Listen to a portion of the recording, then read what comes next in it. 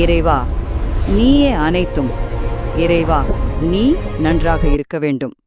அன்னை ஸ்ரீ லோபாமுத்ரா உடனுரை தந்தை அகத்திய அம்மாமுனிவர் திருவடிகளை பணிந்து ஈரேழு உலகத்தையும் காத்து அருளக்கூடிய அன்னை ஸ்ரீ உண்ணாமலை அம்மை உடனுரை தந்தை அண்ணாமலையார் பொற்கமலத்தை பணிந்து பதிவினை வெளியிடுகின்றோம்.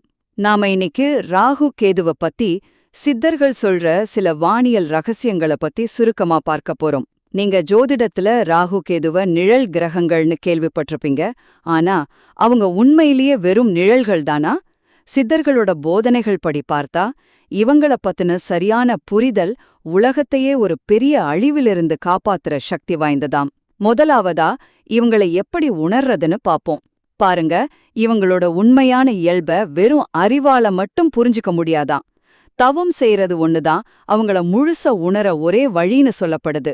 ரெண்டாவதா இவங்களோட இரட்டை இயல்பு, அதாவது ராகுவும் கேதுவும் இன்பத்தையும் அழிவையும் ஒரே நேரத்துல கொண்டு வர காரணிகளா இருக்காங்க.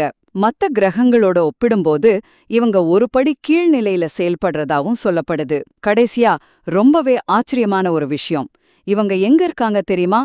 இலங்கையோட தெற்கு பகுதியில கடலுக்கு ரொம்ப ஆழத்துல சுறா கல்னு ஒரு சக்தி வாய்ந்த கல் இருக்காம். அந்த கல்ல சுத்திதான் ராகுவும் கேதுவும் விடாம நீந்திக்கிட்டே இருக்காங்களாம். நம்ம கண்ணுல இருக்கிற லென்ஸ் வழியா ஒளி போய் பிம்பம் தெரியற மாதிரி இவங்களோட சக்தி இந்த சுறாக்கல் வழியாதான் வெளிப்படுதாம். ஆக சுருக்கமா சொல்லணும்னா ராகுவும் கேதுவும் வெறும் நிழல்கள் இல்ல, அவங்க தவத்தால மட்டுமே உணரக்கூடிய கடலுக்கடியில ஒரு மர்மமான கல்லை சுற்றி இயங்குற மகா சக்திகள். ஓம் அன்னை ஸ்ரீ லோபாமுத்ரா உடனுரை தந்தை அகத்திய மாமுனிவர் திருவடிகளில் சமர்ப்பணம். சர்வம் சிவார்ப்பணம். அனைவரும் நலமுடன் வாழ்க.